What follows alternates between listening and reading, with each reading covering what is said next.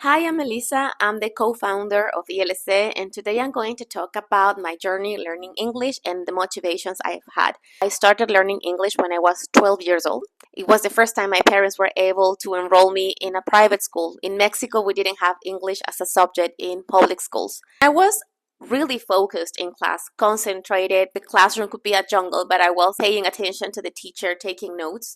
I used to spend hours in my grandma's dining room studying, memorizing vocabulary, verbs, doing my homework, and I enjoyed it. And I'm telling you this because there's no magic trick, it's just dedication. When I started high school, I felt more confident. They divided us in different levels, and I was in the advanced level in high school. We had like a B1. I was with a group of teenagers that have lived abroad. So they were like, yes, I learned English in New York, or I lived for a year in Toronto, in Canada, or in Vancouver. When it was my turn, I was like, well, I learned English in junior high and with my student book and my workbook. And after that, I got depressed and I stopped studying.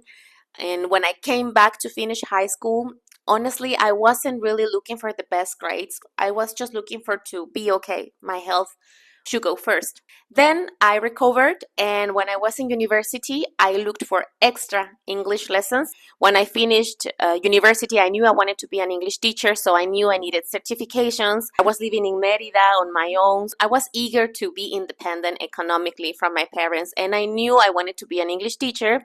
I studied tourism, so I thought I need to get certifications. I also started learning French. The first year was very easy because it's like the beginning of the language. Then when it started to become harder, I felt like I wasn't learning. I felt like I wasn't good. I even tried to get a scholarship to go to France. I didn't get it. I was trying to get a job as an English teacher. I got my TOEFL certification and some others, and nobody was hiring me because I didn't have experience. It was like a really long time trying to see the results, trying to see my goals materialized. It wasn't happening, but I knew I would make it at some point. I never doubted about my capacity. At schools where I used to go to try to get a job, they were like, no, your speaking's not good, or your accent, or you don't have teacher skills, whatever.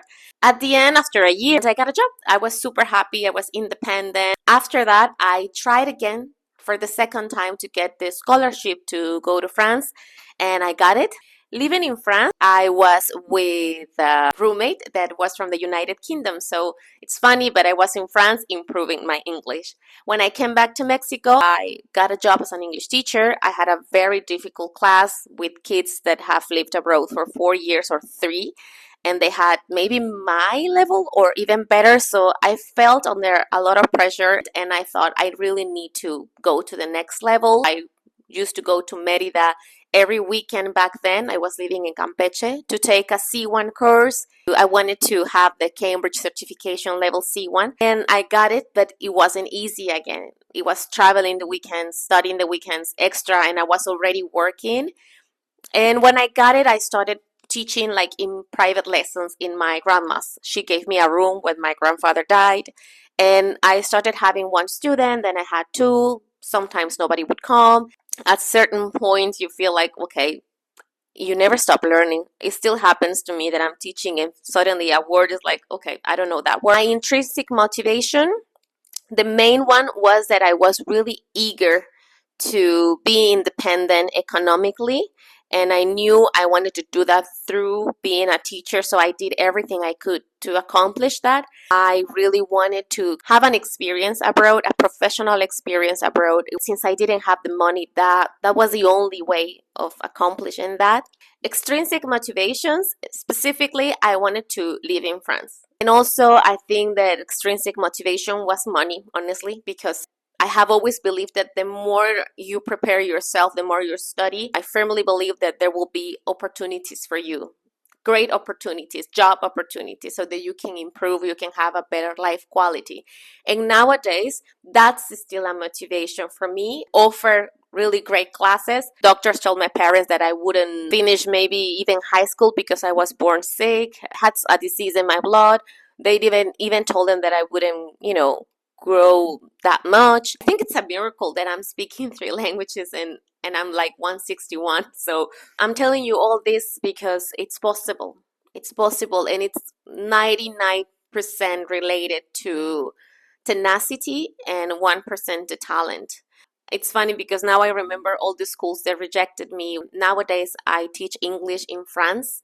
I also teach Spanish, but I enjoy more teaching English. I live in a foreign country. I'm speaking French all the time. I rarely speak Spanish. And I think if I've told this to all those people that told me that I wasn't good, they wouldn't believe it. But I think that the key ingredient is to really inside you cultivate that confidence and visualize what you want. Each time I took the 2 buses I needed to take to go to my French classes, I used to visualize myself taking the bus in Paris. Really, I did. And it happened. Everything you think, you become.